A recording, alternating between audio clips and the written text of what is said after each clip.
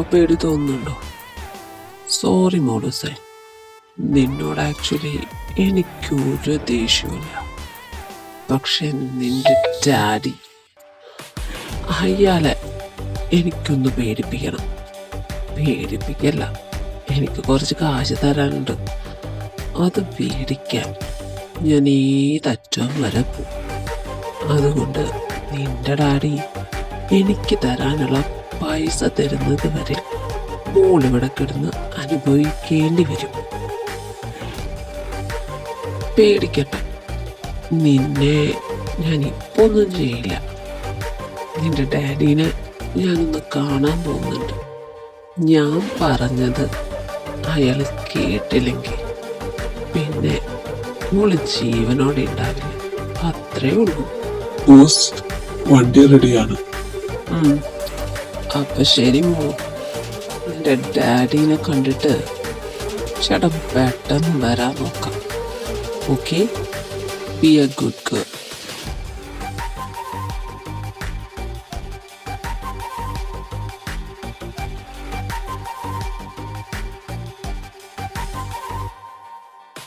മകളെ കാണാതുള്ള വിഷമത്തിലാണെന്ന് തോന്നുന്നു.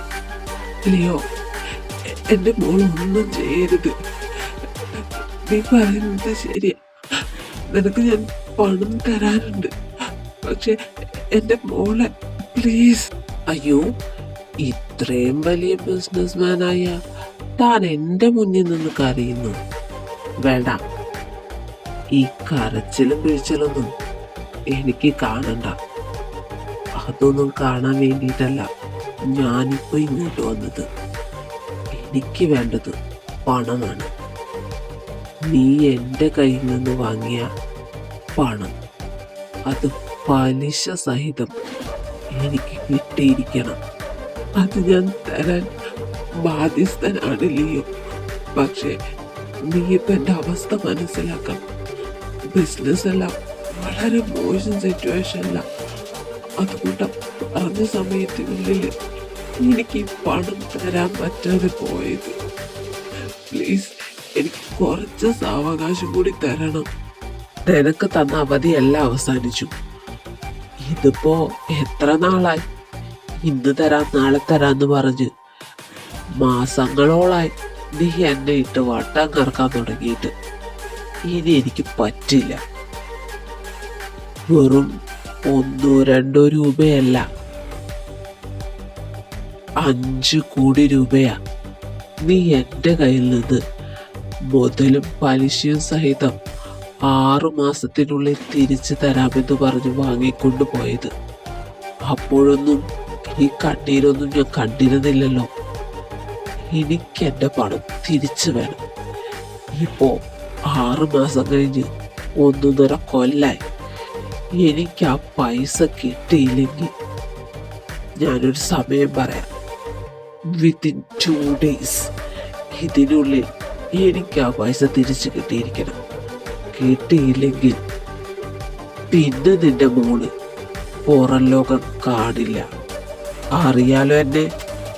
അയ്യോ ലിയോ, എനിക്ക് നിന്നെ നന്നായിട്ട് അറിയാം. മറ്റാരേക്കാളും നന്നായിട്ട് എനിക്ക് നിന്നെ അറിയാം. അതുകൊണ്ടാ പ്ലീസ് ലിയോ, എന്റെ മോൾ ഒന്നും ചെയ്യരുത്. ഞാൻ പണം എങ്ങനെയെങ്കിലും അറേഞ്ച് ചെയ്ത് കൊണ്ടുതരാം. നീ കുറച്ച് സമയം എനിക്ക് തരണം പ്ലീസ്. അത് തന്നെയല്ലടോ തൻ്റെ അടുത്ത് പറഞ്ഞത്, വിത്തിൻ 2 days. ഇനി അങ്ങോട്ടും ഇങ്ങോട്ടും ഇല്ല പറച്ചിൽ. മനസ്സിലായല്ലോ? 2 ദിവസത്തിനുള്ളിൽ പൈസയും കൊണ്ട് എൻ്റെ വീട്ടിൽ നീ വന്നില്ലെങ്കിൽ പിന്നെ നിന്റെ മോള്. അപ്പൊ ശരി, കാണാം.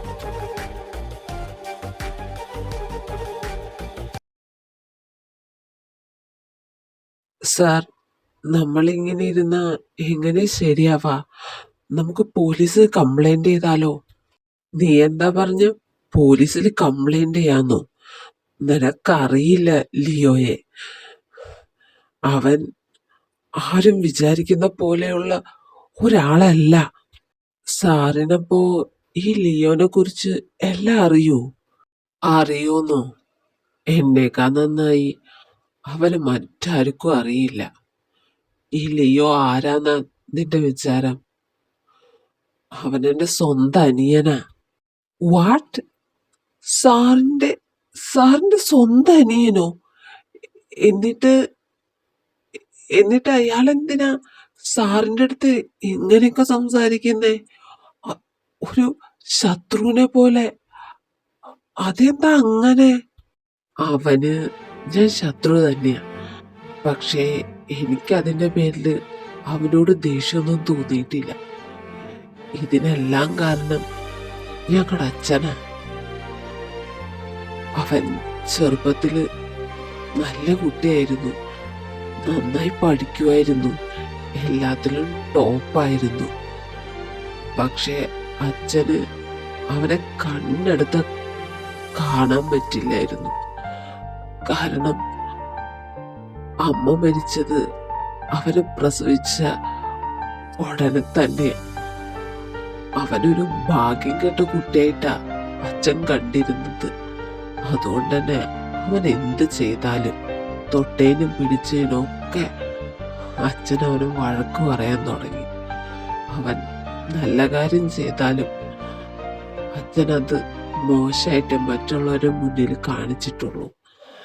എല്ലാം കൂടിയായിട്ട് അവന് മടുത്തു. അതുമാത്രല്ല, അവനെ താഴ്ത്തിക്കിട്ടതിനൊപ്പം എന്നെ ഉയർത്തി കാണിക്കാനും അച്ഛൻ വല്ലാതെ ഉത്സാഹം കാണിച്ചു.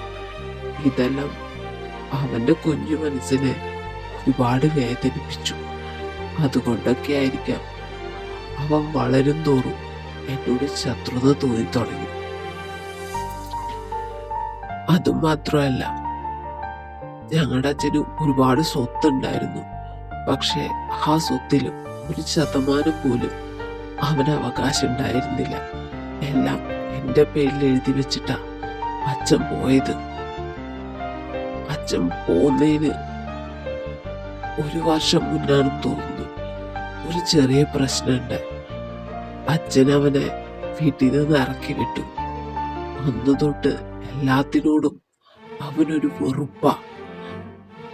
ഈ സ്നേഹം, ബന്ധങ്ങൾ എല്ലാം എല്ലാം വെറും ശത്രുതയ്ക്ക് വേണ്ടി മാത്രാണെന്ന് അവൻ ഇപ്പോഴും വിചാരിക്കുന്നത്.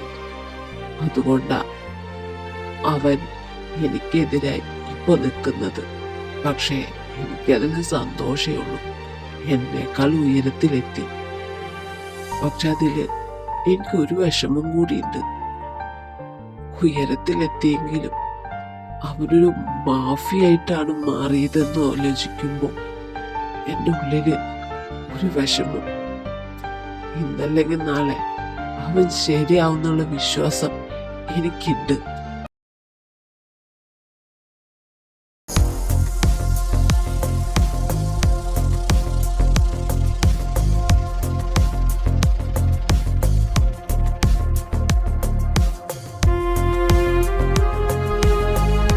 എന്റെ പൊന്നച്ചായ, ഇത് എത്ര നേരം ഈ കുടിക്കാൻ തുടങ്ങിയിട്ട്? ഇതൊന്നും നിർത്തിക്കേ. ഞാൻ കുടിക്കും. ഞാൻ ഇനിയും ഇനിയും കുടിക്കും. എന്നോട് കുടിക്കണ്ടെന്ന് പറയാൻ നീ ആരാ? എനിക്ക് മടുക്കോളം കുടിക്കണം. ആ, കുടിച്ചോ. എന്നും കുടിക്കാൻ ഓരോ കാരണങ്ങളുണ്ടല്ലോ. ഇന്നിപ്പോ എന്താ കാരണം?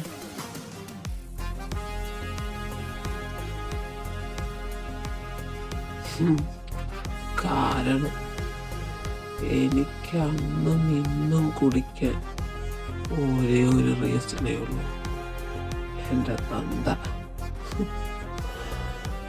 ജനിപ്പിച്ചെന്ന ഒരു കാര്യം മാത്രമേ അങ്ങനെ എനിക്ക് വേണ്ടി ചെയ്തിട്ടുള്ളൂ. ബാക്കിയൊക്കെ ചെയ്തത് എൻ്റെ ചേട്ടന് വേണ്ടിയാണ്.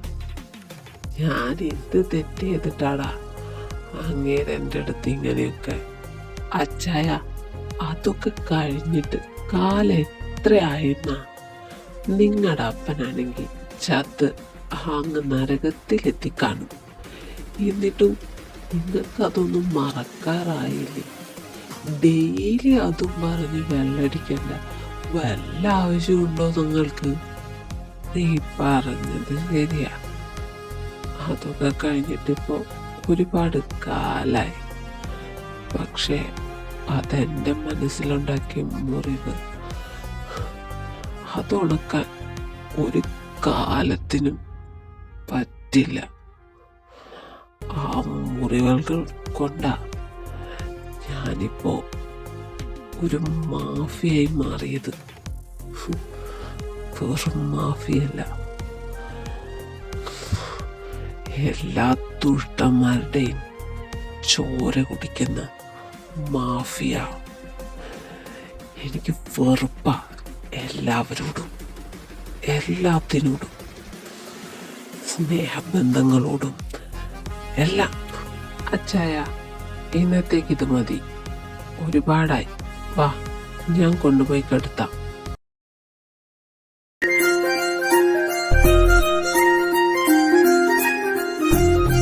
ഫ്രെഡി, എന്തായി? അച്ചായൻ ഓക്കെ ആയോ? നിന്നെന്തിനാ ഇത്ര രാവിലെ തന്നെ ഇങ്ങോട്ട് കെട്ടിയെടുത്തേ? എനിക്ക് ഇയാളെ കാണാൻ തോന്നി, അതുകൊണ്ടാ രാവിലെ തന്നെ ഇങ്ങോട്ട് കെട്ടിയെടുത്തേ. എന്തേ, ഇഷ്ടപ്പെട്ടില്ലെങ്കിൽ ഞാനങ്ങ് പോയി തന്നേക്കാം. ഇഷ്ടപ്പെടാഞ്ഞിട്ടല്ലടി, നിനക്കറിഞ്ഞൂടെ അച്ചായന്റെ സ്വഭാവം. ഇന്നലെ തന്നെ ആള് കുറച്ച് ഓവറായിരുന്നു. ഇനിയിപ്പൊ നിന്നെ ഇവിടെ കണ്ടു കഴിഞ്ഞ അത് മതി, എന്നെ അങ്ങ് തീർക്കും. ഓ പിന്നെ, നിന്റെ ഇച്ചായൻ എന്നെ ഇവിടെ വെച്ച് കണ്ടു കഴിഞ്ഞ എന്നങ്ങ് പിടിച്ചു തിന്നുമായിരിക്കും. ആ, ചിലപ്പോ പിടിച്ചു തിന്നും. എന്താ, നിനക്ക് കാണണോ? എന്റെ അമ്മേ, ഇവിടെ ഉണ്ടായിരുന്നു, ഞാനൊട്ടും പ്രതീക്ഷിച്ചില്ല. ഹായ് ഇച്ചായ. നീ എന്താ ഇവിടെ രാവിലെ തന്നെ? നിനക്ക് വേറെ ഒരു പണിയുമില്ലേ കൊച്ചേ? അത് ഞാൻ പിന്നെ അച്ചായ, അവൾ എന്നെ കാണാൻ വന്നതാ. വിട്ടേക്ക്, പാവോ? ആര്? ഇവളോ? കാന്താരി മുളകിന്റെ സ്വഭാവ ഇവൾക്ക്. നീ എന്റെ റൈറ്റ് ഹാൻഡാന്നുള്ള കാര്യം മറക്കരുത്. എനിക്കിതൊന്നും ഇഷ്ടമല്ല, ഈ പെണ്ണും ലവും. വടവർ, അത് നിന്റെ കാര്യം. പിന്നെ ഇന്നത്തെ മീറ്റിങ്ങിന്റെ കാര്യം എന്തായി? എല്ലാം അറേഞ്ച് ചെയ്തിട്ടുണ്ട്. Correct 11:30 meeting. ഓഫീസിലേക്ക് നമുക്ക് ഒരു 11 മണിയാകുമ്പോ ഇറങ്ങാം. നീ ഇതിന് പറഞ്ഞു വിട്ടിട്ട് വേഗം വർക്ക് ചെയ്യാൻ നോക്ക്. ഞാൻ മുകളിൽ കാണും. എന്ത് സാധനാടാ ഇത്? ഇതിന്റെ കൂടെയൊക്കെ നീ എങ്ങനെയാ വർക്ക് ചെയ്യുന്നേ? പറയുന്നത് കേട്ടാ തോന്നും നീ ഈ ഫീൽഡിനെ കുറിച്ച് അറിയാതെ ജീവിക്കുന്നവളാണെന്ന്. നിന്റെ ചേട്ടനും മോശമല്ലല്ലോ. ഇതേ മാഫിയ പണി തന്നെയല്ലേ നിന്റെ ചേട്ടനും ചെയ്യുന്നത്? എന്റെ ഏട്ടൻ ഡോണാണെങ്കിലും he's not cruel like him. എന്റെ വീട്ടില് ഏട്ടൻ ഏട്ടനെ പോലെ നിൽക്കുള്ളൂ. ഒരിക്കലും മാഫിയ പണിയും പേഴ്സണൽ ലൈഫും തമ്മില് കൂട്ടിക്കുഴക്കില്ല. ഇയാളുടെ പോലെ ഇത്രയും മോശമായിട്ടുള്ള ഒരു മാഫിയനെ ഞാൻ ജീവിതത്തിൽ കണ്ടിട്ടില്ല. ശരിയാ, നിന്റെ ഏട്ടൻ പേഴ്സണൽ ലൈഫും പ്രൊഫഷണൽ ലൈഫും കൂട്ടിക്കുഴക്കുന്നില്ല. നീ വിചാരിക്കുന്നത് പോലെ അത്ര ക്രൂവലൊന്നല്ല ലിയോ അച്ചായൻ. അച്ചായന്റെ പേഴ്സണൽ ലൈഫിലുണ്ടായോ കുറെ പ്രശ്നങ്ങൾ കാരണം അദ്ദേഹം അങ്ങനെ നടക്കുന്നത്. പിന്നെ നിന്റെ ഏട്ടൻ നീ വിചാരിക്കുന്ന അത്ര പാവമൊന്നല്ല. He is also a criminal, a cruel, cold blooded criminal.